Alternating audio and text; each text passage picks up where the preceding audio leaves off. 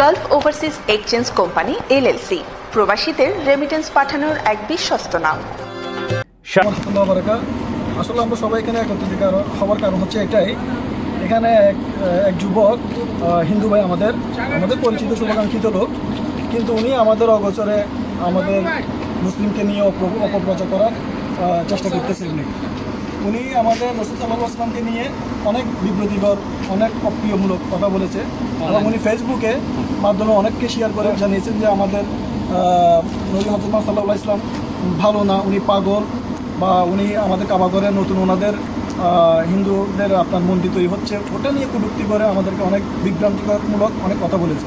সেজন্য আমরা এটা সহ্য করতে পারি নাই। সহ্য করতে না করার কারণে আমরা যখনই শুনি তখন আমরা তাৎক্ষণিক ওখানে একত্রিত, আমাদের বাঙালি যেগুলো মুসলিম ভাইগুলো আছে সবাইকে নিয়ে বন্ধুবান্ধব নিয়ে আমরা একত্রিত হই ওখানে এবং ওনার থেকে জানার চেষ্টা করি।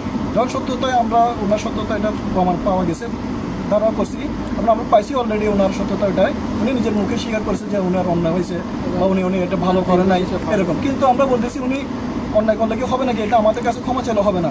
এটা আপনি যখন ফেসবুক সোশ্যাল মিডিয়াতে আপনি যখন এটা অপপ্রচার করছেন, আপনি ফেসবুকের মাধ্যমে বা সোশ্যাল মিডিয়ার মাধ্যমে আপনি এটা সবার কাছে, আমাদের মুসলিম জাতির কাছে বা সবার কাছে আপনি এটা ক্ষমাপ্রাপ্তি হন, তখন আমরা যাই এটা কোনো একটা মানে ফলাফল পাই কিনে তখন দেখব।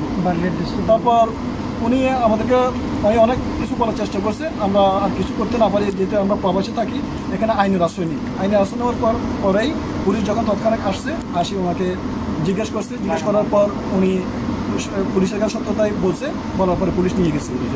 আর ওনার বাড়ি হচ্ছে, আসলে আমরা জানতে পারছি ওনার বাড়িটা হচ্ছে ভোলা চরপেশন জায়গায় ওনার বাড়ি, কিন্তু উনি এখানে খাতরার মধ্যে উনি একটা সেলুনের মধ্যে কাজ করে উনি গোপনে এইসব কাজগুলো করেন।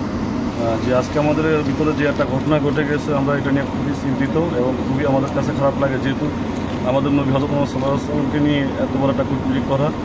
আসলে আমাদেরই বাংলাদেশি সে ভাই, তার বাসা হচ্ছে বরিশাল ভোলা চরপেশনে। সে এর আগেও একবার এমন একটা ঘটনা ঘটেছে, যাই হোক সেই সময় সবাই তাকে ক্ষমা করে দিছে। এখন সে দ্বিতীয়বার আবার আমাদের নবীজিকে নিয়ে কূটনীতি করার কারণে সে সবার কাছে সরি বলছে, কিন্তু সবার কাছে সরি বললো তো এটা নিয়ে আর আমরা করতে পারতেছি না। আমাদের কাছে অনেকটা খারাপ লাগছে। তাৎক্ষণিক সবাই মারধর করার করছে, কিন্তু আসলে যেহেতু এটা রাষ্ট্রযন্ত্র দেশ, এই দেশে কোনো মারধর করার কোনো নেই, তো সেই জন্য তাৎক্ষণিক পুলিশকে ফোন দেওয়া হয়েছে। পুলিশ তাকে নিয়ে এখন থানায় আসছে। এখন পুলিশ তদন্ত করবে, তদন্ত করার পর যদি সত্যিটা প্রমাণ পায়, তাহলে এই দেশের আইন অনুযায়ী যেটা ব্যবস্থা করার দরকার ওইটাই পুলিশ ব্যবস্থা করে নেবে। আর আমরা বাঙালি ভাই হিসাবে আর আমরা সকল মুসলিম কান্ট্রির মানুষ হিসেবে আর মুসলিম হিসেবে আমরা তীব্র নিন্দা প্রতিবাদ জানাই, এবং কি বাংলাদেশে যারা আছেন তারা তীব্র প্রতিবাদ জানাবেন, যেহেতু তারা আমাদের বাংলাদেশি এবং কি তার বাসা ভোলা চরপেশনে। সবাই অনেকটা চিনবেন, তার নাম হচ্ছে নিবিড়। আপনারা যারা যেখান থেকে আছেন তারা এটা প্রতিবাদ করে যাবেন। আজকে যে কাহিনীটা হয়েছে আমাদের এখানে খাতড়াতে, এই নিবিড় চন্দ্রশীল, তিনি যে মুসলিমের বিপক্ষে যে ভিডিওগুলো শেয়ার করতেছেন প্রতিনিয়ত, এগুলো নিয়ে যে কাহিনীটা হয়েছে, আমরা এটা তীব্র নিন্দা জানাতেছি। এবং কি আমরা যারা প্রবাসে আছি, আমরা যেন কোনো ধর্মের বিরুদ্ধে কোনো কথা না বলি, উস্কানিমূলক কোনো কথা না বলি, কোনো কিছু শেয়ার না করি। সবাই সতর্ক থাকবেন, যার যার ধর্ম তার কাছে অনেক প্রিয়।